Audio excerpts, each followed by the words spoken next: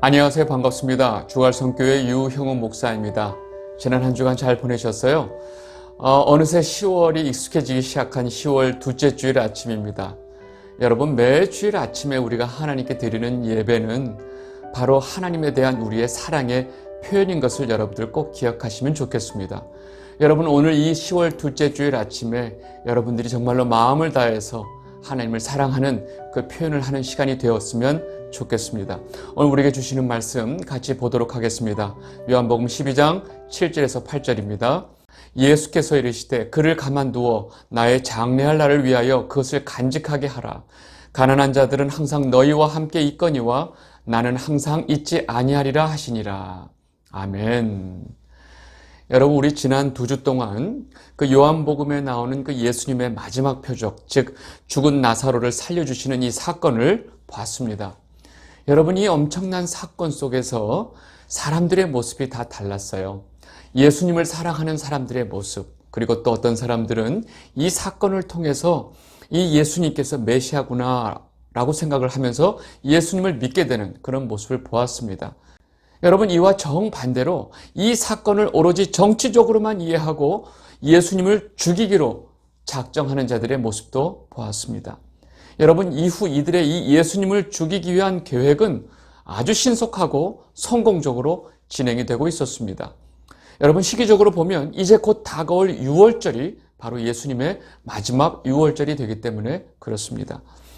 지난 시간에 이어지는 오늘 보게 될 이 본문은 이제 예수님께서 마지막 유월절을 앞두고 일어나는 여러 가지 사건들 중에서 가장 아름다운 사건이 벌어지게 됩니다. 여러분, 그 사건은 바로 이 마리아의 향유 옥합 사건입니다. 이 사건은 이제 곧 십자가의 길을 가시게 되는 예수님의 죽음을 눈앞에 두고 벌어진 사건입니다. 마리아가 예수님 발에 이 향유 옥합을 깨트려서 향유를 부은 사건은 예수님의 마지막 장례를 준비하는 사건이었습니다. 그런데 마리아는 정작 이제 곧 임박한 예수님의 이 십자가의 죽음을 전혀 알지 못했다는 것입니다. 그렇다면 왜 마리아는 예수님께 이런 일을 행했을까요? 오늘 우리 본문 내용을 통해서 이 부분을 좀 보려고 합니다. 오늘 본문 내용의 시작은 요한복음 12장서부터입니다. 요한복음 12장 1절에서 2절입니다. 유월절 엿새 전에 예수께서 베다니에 이르시니 이곳은 예수께서 죽은 자 가운데서 살리신 나사로가 있는 곳이라. 거기서 예수를 위하여 잔치할새 마르다는 일을 하고 나사로는 예수와 함께 앉은 자 중에 있더라. 여러분, 지금 이 상황을 보면 유월절 6일 전이라고 분명히 나와 있죠. 그리고 예수님께서는 지금 나사로가 살고 있는 베다니로 다시 오셨어요. 그리고 그 베다니에서 예수님을 위한 잔치가 벌어진 것입니다. 그리고 그 잔치 자리에 나사로도 함께 앉아 있고 또 마르다는 이 예수님을 위한 잔치라고 생각해서 그랬는지 열심히 그 잔치를 준비하는 일을 하고 있는 상황입니다. 그런데 이 사건을 마태복음에서 똑같이 기록하고 있는데 이 기록하는 내용을 보면 좀 더 상황이 보입니다. 마태복음 26장 6절에서 7절입니다. 예수께서 베다니 나병 환자 시몬의 집에 계실 때에 한 여자가 매우 귀한 향유 한 옥합을 가지고 나와서 식사하시는 예수의 머리에 부으니. 여러분, 지금 이 마태복음의 말씀을 통해서 이 상황을 정리해 보면 베다니에 나병 환자 시몬이라고 하는 사람이 있는데 이 사람이 예수님을 위해서 잔치를 벌인 것입니다. 잔치를 열었어요. 이 베다니에 살고 있는 나병 환자 시몬이 누구고 또 왜 그렇게 예수님을 위해서 잔치를 지금 열고 있고 하는지에 대해서는 성경이 자세히 설명하고 있지 않습니다. 중요한 것은 이 베다니에 있는 많은 사람들이 이 나사로가 다시 살아난 것에 대해서 너무 기뻐하고 있고 이 일을 행하신 예수님에게 감사한 마음을 가지고 있다는 것을 지금 이 잔치의 사건을 통해서 알 수 있습니다. 그렇게 모두가 기쁘고 감사한 마음으로 예수님을 위해서 잔치가 열리고 있는 상황입니다. 이렇게 예수님을 위한 잔치가 한창 벌어지고 있는데 이 순간에 아무도 상상할 수 없는 굉장히 당황스러운 사건이 벌어지게 됩니다. 요한복음 12장 3절입니다. 마리아는 지극히 비싼 향유 곧 순전한 나드 한 근을 가져다가 예수의 발에 붓고 자기 머리털로 그의 발을 닦으니 향유 냄새가 집에 가득하더라. 여러분, 지금 이 상황을 우리는 유대인의 시각으로 잠깐 좀 이해를 좀 해야 합니다. 여러분, 일단 마리아가 들고 온 이 향유 나드 한 근은 성경이 말하고 있지만 굉장히 비싼 물건이에요. 여러분, 이 향유라는 것은 지금으로 말하면 최고급 천연 향수라는 것입니다. 유대인 여자들에게 이 향유는 너무 중요한 물건이에요. 신부가 결혼해서 그 첫날 밤에 자기의 그 신랑 머리에 이 향유 한 방울을 떨어뜨립니다. 당신은 내게 가장 소중한 사람입니다 라는 표현을 이 향유 한 방울로 표현하는 것이죠. 그리고 결혼한 이후에 자기 집에 오는 가장 귀한 손님에게 그 머리에 이 향유 한 방울을 떨어뜨리는 것이 그 손님에 대한 최고의 예우였어요. 여러분, 이 향유는 너무나 비싼 물건이었기 때문에 그 엄마가 평생 쓰던 그 향유 옥합을 그 딸에게다가 물려주는 이런 동산의 역할을 했습니다. 여러분, 동산, 부동산이 아니고 동산, 움직이는 자산의 역할을 했던 것입니다.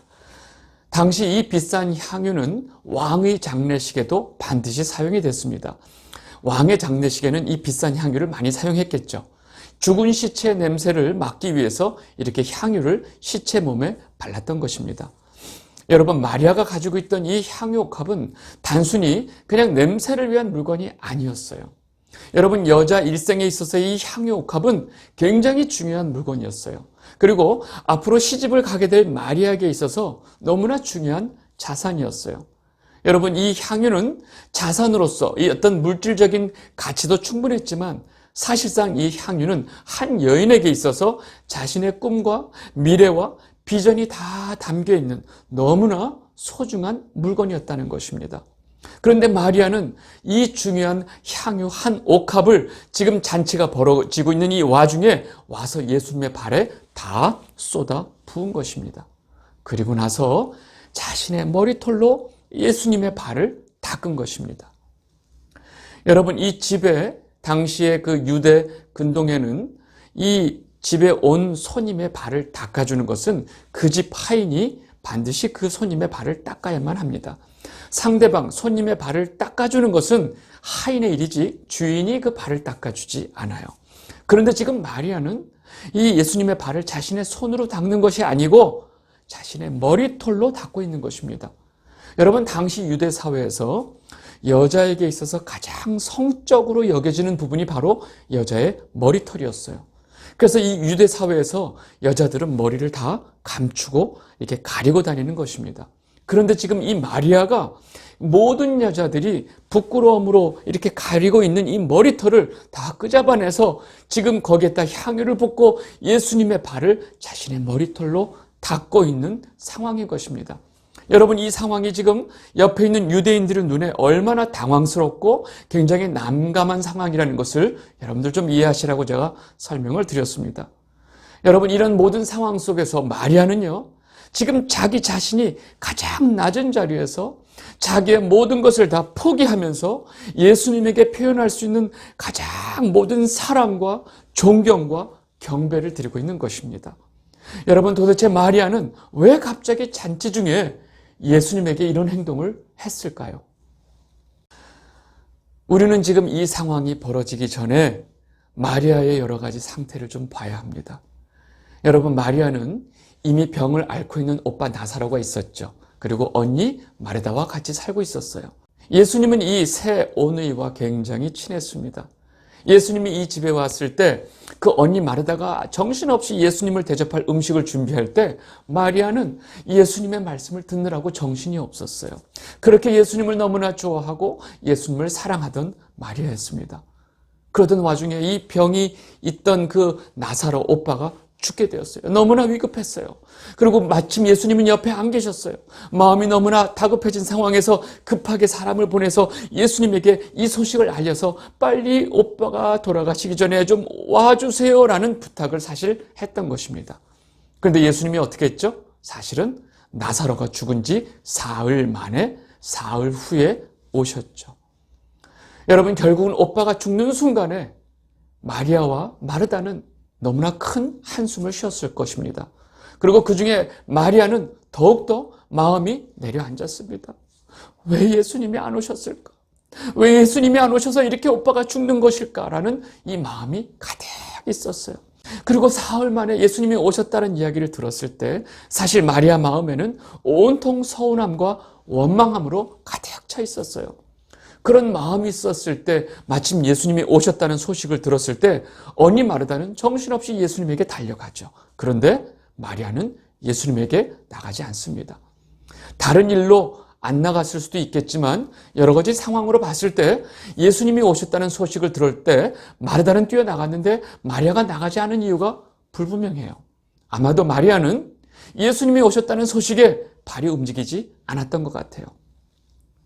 결국 예수님께서 마리아야, 예수님께서 너를 찾으신다 라는 말을 듣고서야 비로소 예수님을 맞이하러 나가게 됩니다.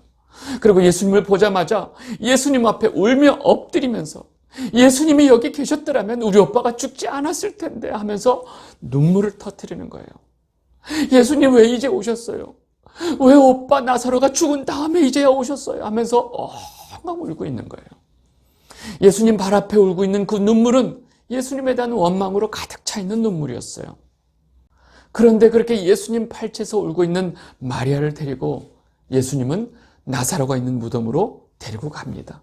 그리고 이미 죽은 지 사흘이 돼서 냄새가 나고 있는 그 나사로의 무덤에 돌을 열고 나사로야 나오너라 하고 이 나사로 죽은 오빠가 살아서 나오는 사건을 마리아가 보는 거예요. 여러분 얼마나 놀랐을까요? 이 죽은 나사로 오빠가 살아나서 무덤 밖으로 나오는 모습을 보고 마리아는 어땠을까요? 여러분 이 죽은 사람이 살아나는 기적은 그것이 나랑 가까운 사람이라도 해도 살아있는 사람에게는 너무나 놀라운 사건입니다. 너무 놀랐을 것이에요. 그런데 놀랐다는 마음은 이제 지나가고 죽은 오빠가 다시 살아나니까 얼마나 기뻤겠어요. 이 마리아는 너무나 기뻤을 것입니다. 그런데 이런 인간적인 모든 감정들보다도 이 순간 마리아 마음속에 제일 강력했던 것은 바로 뭐냐면 그 순간까지 무엇보다도 자기가 그렇게 사랑했던 예수님을 속으로 계속 원망하고 있었고 그 원망하는 눈물로 예수님 앞에 발 앞에 무릎 꿇어서 울고 있었고 예수님을 불신했던 자신의 모습이 순간 생각이 났던 거죠. 그리고 나사로가 죽은 이후에 예수님을 완전히 이제 신뢰하지도 않고 원망하는 마음으로 가득 차서 했던 자신의 이 모든 행동들에 대해서 너무나 죄송한 마음으로 그 마음이 가득 찼을 것입니다. 여러분 오빠 나사로가 다시 살아나서 지금 자기 집에 와서 같이 살 때마다 그 오빠를 볼 때마다 마리아의 마음속에는 예수님을 온전히 믿지 못하고 예수님을 원망했던 그 자신의 불신앙에 대해서 너무나 괴로웠을 것입니다. 여러분 예수님을 3번이나 부인하고 닭 울 때 그것을 깨닫고 나서 울면서 자신이 예수님을 부인했다니 그것도 저주까지 하면서 예수님을 부인했다니 하면서 그 이후에 자신이 했던 이 죄악에 대해서 죄책감을 가지고 괴로워했던 이 베드로의 마음과 이 마리아의 마음이 똑같지 않았을까 생각이 됩니다. 그렇게 예수님에 대해서 지금 감당할 수 없는 마음을 가지고 있는 마리아였는데 그 오빠 나사로를 살려주신 예수님께서 다시 베다니에 오신 것입니다. 그리고 시몬의 집에서 예수님을 위해 잔치가 열렸고 오빠 나사로가 함께 식사를 하고 있는 상황이었어요. 이 상황에서 언니는 너무나 기쁜 마음으로 예수님을 위한 잔치다 보니까 자신도 가서 그 잔치를 돕고 있는 상황이었어요. 그런데 마리아는 도저히 그 잔치에 갈 수 없었어요. 너무나 사랑하고 너무나 보고 싶은 예수님의 얼굴을 볼 수가 없었어요. 그 사랑하는 예수님에 대해서 너무나 죄송하고 예수님 발 앞에 엎드려서 그 원망의 울음을 터뜨린 자신의 모습을 생각하면 도저히 마리아는 예수님의 얼굴을 볼 수 없었던 것입니다. 그렇게 혼자 집에서 너무나 괴로워하다가 결국 마리아는 예수님에 대한 그 사무치는 그 마음과 예수님에 대한 사랑을 감당할 수가 없어서 결국은 자기가 가지고 있던 가장 귀한 향유 옥합 그리고 그 자신의 인생의 모든 꿈과 미래를 담고 있는 그 향유 옥합을 가지고 예수님 앞에 가는 것입니다. 그리고 예수님 발 앞에 그 모든 향유를 다 부으면서 자신의 그 머리털을 끄집어내서 그 사랑하는 마음으로 예수님의 발을 닦고 있는 것입니다. 여러분 마리아는 예수님에 대한 자신의 사랑을 자신이 할 수 있는 모든 방법을 다 동원해서 지금 표현을 하고 있는 것입니다. 여러분 이 상황에서 예수님이 어떻게 말씀하시는지를 마가복음의 말씀을 좀 보도록 하겠습니다. 마가복음 14장 8절 그는 힘을 다하여 내 몸에 향유를 부어 내 장례를 미리 준비하였느니라. 여러분, 마리아가 힘을 다해 예수님의 몸에 향유를 부은 사건은 예수님 입장에서는 곧 가시게 될 그 십자가의 죽음을 준비하는 장면이었습니다. 그러나 마리아의 입장에서는 예수님에 대해 마음을 다하고 힘을 다한 사랑의 표현이었습니다. 그리고 죽은 오빠 나사로를 다시 살려주신 그 정말로 표현할 수 없는 그 감사함의 표현이었습니다. 예수님에 대한 그 말할 수 없는 사랑과 감사함을 지금 이 향유 옥합으로 표현하고 있는 것입니다. 여러분, 지금 이 예수님 발에 그 비싼 향유 옥합을 깨트려 붓고 있는 마리아의 마음이 느껴지시나요? 예수님은 그 감사함과 사랑으로 자신의 장례를 예배하고 있는 이 마리아를 너무나 사랑스러운 눈으로 바라보시면서 다음과 같이 말씀하시는 것입니다. 마태복음 26장 13절, 내가 진실로 너에게 이르노니 온 천하에 어디서든지 이 복음이 전파되는 곳에서는 이 여자가 행한 일도 말하여 그를 기억하리라 하시니라. 아멘. 예수님은 이 마리아의 향유 옥합 사건이 복음이 전파되는 곳마다 다 전파될 것이다 라고 좀 말씀하고 계세요. 여러분, 그래서 말인데 우리는 여기서 굉장히 중요한 사실을 하나 짚고 넘어가야 합니다. 여러분, 우리가 잘 아는 찬송가 있어요. 찬송가 첫 가사가 값비싼 향유를 주께 드린 이란 곡입니다. 여러분, 이 찬송가는 보통 예배 때 헌금 시간에 성가대가 많이 불렀습니다. 저도 이 곡이 너무나 아름다워서 굉장히 좋아하는 곡입니다. 그런데 이 찬송가의 가사에 좀 문제가 있습니다. 여러분, 이 찬송가 가사를 잘 보시면 값비싼 향유를 주께 드린 막달라 마리아 본받아서 향기로운 산재물 주님께 드리리 사랑의 주 내 주님께. 아멘. 너무 좋은 찬양인데 여러분, 제가 그냥 앞에만 부르려다가 한 절이 다 끝났어요. 여러분, 이 찬양 가사에 뭐가 문제인지 이제 아시겠어요? 값비싼 향유를 주께 드린 막달라 마리아라는 가사가 나오죠. 여러분, 주님께 향유를 드린 마리아는 막달라 마리아가 아닙니다. 베다니에 살고 있는 베다니 마리아입니다. 여러분, 그럼 막달라 마리아는 누구일까요? 막달라 마리아란 이 표현의 막달라는 이 마리아가 사는 지역입니다. 막달라인 마리아를 말하는 것인데 이 여인은 예수님께서 7 귀신을 쫓아내준 여인이고 그 이후에 자신의 모든 물질, 자신의 모든 걸 가지고 예수님의 제자들과 예수님의 사역을 옆에서 굉장히 많이 도왔던 아주 귀한 여인이었어요. 누가복음 8장 2절에서 3절입니다.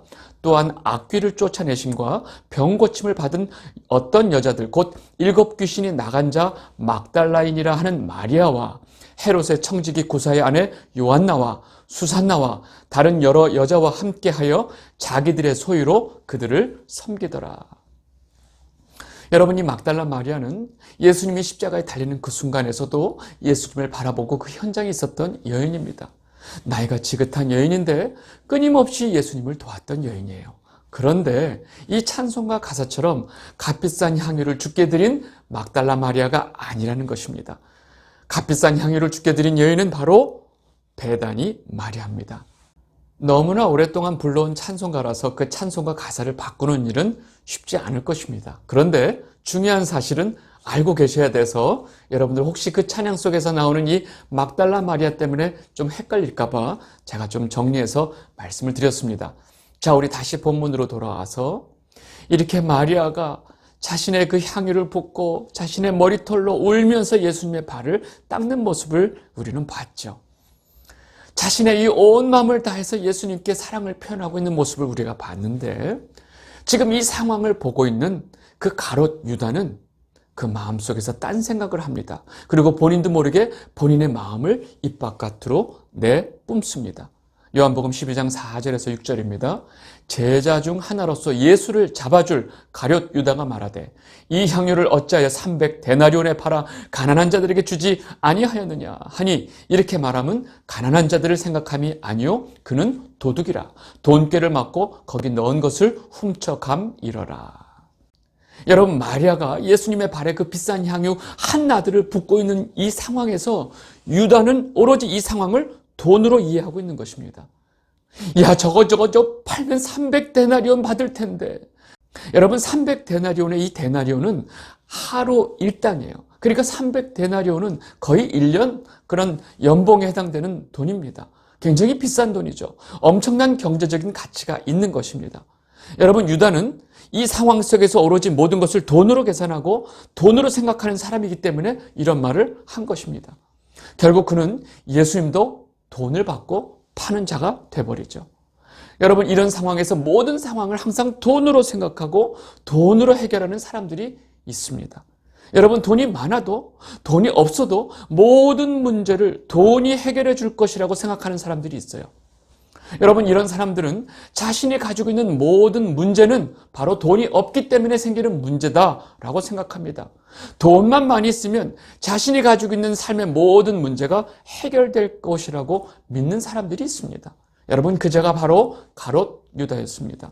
여러분, 그렇게 돈밖에 모르는 유다가 마치 가난한 자들을 위하듯이 말하지만 이 가롯 유다의 실상을 누구보다도 잘 알고 있는 요한은 정확하게 여기에 대해서 말을 하는 것입니다. 요한의 그 예리한 눈매를 벗어날 수 있는 것은 쉽지 않아요. 요한은 이 돈꾀를 띠고 있는 이 유다가 그 돈꾀에서 돈을 훔치는 것을 정확하게 보았고 또 이 사실을 알고 있었기 때문에 정확하게 이렇게 기록을 하는 것입니다. 여러분, 항상 입으로 항상 가난한 사람들, 불쌍한 사람들을 위하는 것 같은 말을 많이 하는 사람들을 여러분들은 조심하시기 바랍니다. 대부분 그런 사람들은 그 속에 위선과 거짓으로 가득 찬 도둑놈들이기 때문에 그렇습니다. 이 영상을 보고 계신 주갈성 성도 여러분, 우리 인생의 많은 문제들 중에서 정말로 돈으로 해결할 수 있는 문제는 사실 별로 없다는 것을 여러분들은 분명히 아셔야 합니다. 돈만 있으면 자신의 문제가 다 해결될 거라고 착각하시는 분이 계시다면 지금 이 순간에 여러분은 굉장히 위험한 상태라고 보시면 됩니다. 아직도 자기 삶의 문제의 본질을 깨닫지 못하기 때문에 그렇습니다. 여러분, 우리 삶에 있는 모든 문제들의 본질은 바로 우리 안에 있는 죄악 때문입니다. 그리고 그 죄악의 문제를 해결해 줄 수 있는 분은 오로지 예수 그리스도밖에 없다는 사실을 여러분들 분명히 알게 되시기를 바랍니다. 여러분, 유다가 이렇게 말도 안 되는 얘기를 이 상황 속에서 내던지는데 예수님은 그 말을 듣고 유다를 책망하지 않습니다. 그리고 그를 비난하지도 않습니다. 그런데 이런 말을 한 유다와 그 다음에 옆에 있는 제자들 그리고 많은 사람들이 행여나 같은 생각을 할 것 같아서 예수님은 그 많은 사람들에게 지금 마리아의 행동에 대해서 다음과 같이 정확하게 말씀을 해주십니다. 요한복음 12장 7절에서 8절입니다. 예수께서 이르시되 그를 가만두어 나의 장래할 날을 위하여 그것을 간직하게 하라. 가난한 자들은 항상 너희와 함께 있거니와 나는 항상 있지 아니하리라 하시니라. 예수님께서 지금 무슨 말씀을 하시냐면 지금 마리아가 내게 하는 이 모든 일은 나의 장래의 날을 준비하는 것이다. 그러니까 너희들은 가만두고 마리아를 욕하지 말아라 라고 좀 말씀하고 계신 거예요. 그리고 그 다음에 무슨 말씀을 하시느냐. 가난한 자들, 그래, 너희들 주변에 항상 가난한 자들은 있겠지. 그러나 가난한 자들은 항상 너희 곁에 있을 거야. 그런데 나는 항상 너희 옆에 있지 않을 거야. 이 사실을 분명히 알아야 돼 라고 말씀하신 것입니다. 여러분, 누구보다도 가난한 자를 돌보는 것이 중요하다고 말씀하신 주님께서 지금 이 말씀하신 것을 여러분들 오해하지 말고 잘 이해하셔야 됩니다. 여러분, 어렵고 가난한 사람들을 돕는 이 구제는 성도에게 굉장히 중요하죠. 누구보다도 힘없고 어려운 고아나 과부를 돕는 것은 성도에게 가장 중요한 역할입니다. 그런데 지금 예수님의 말씀은 그 모든 것보다 예수님을 사랑하고 예수님이 가시는 이 고난의 길을 예배하는 일보다 이 세상에서 더 중요한 것은 없다라고 지금 말씀하신 거예요. 여러분, 몇천 년 동안 준비되었던 이 하나님의 엄청난 구속사의 이 엄청난 사건을 준비하는 일보다 더 중요한 것은 없다라고 좀 말씀하시는 것입니다. 여러분, 정말로 진정한 이웃사랑은 하나님 사랑으로부터 시작된다는 것을 우리는 분명히 알아야 합니다. 하나님 사랑 없이 이웃사랑은 있을 수 없다는 거예요. 하나님 사랑 없는 이웃사랑은 아무런 의미가 없다는 것을 우리는 분명히 알아야 한다는 것입니다. 이 영상을 보고 계신 주갈성 성도 여러분, 오늘 이 마리아의 모습을 보면서 여러분들은 어떤 생각이 드셨나요? 여러분께서는 여러분이 사랑하는 주님을 위해서 뭘 하셨죠? 뭘 드렸죠? 지금 여러분이 가지고 있는 그 생명, 여러분이 지금 숨을 쉬고 있는 그 호흡, 여러분이 사랑하는 가족, 그리고 여러분이 가지고 있는 모든 이 물질적인 소유들이 바로 하나님의 은혜가 있기에 가능한 것인 것을 여러분들은 알고 계신가요? 여러분들 모두가 주 예수보다 더 귀한 것은 없네라는 고백이 오늘 여러분들 입술 가운데 있기를 진심으로 바랍니다. 그리고 이 순간 여러분이 표현할 수 있는 주님에 대한 사랑을 다 드리게 되시기를 바랍니다. 왜냐하면 주님께서는 우리를 죽기까지 사랑하셨기 때문에 그렇습니다. 아멘. 이번 한 주 예수님의 그 사랑을 묵상하시고 그 사랑에 푹 빠져서 베다니 마리아처럼 주님께 그 사랑을 다 표현하시는 여러분이 되시기를 진심으로 바랍니다. 오늘 말씀 여기까지 하도록 하겠습니다. 감사합니다.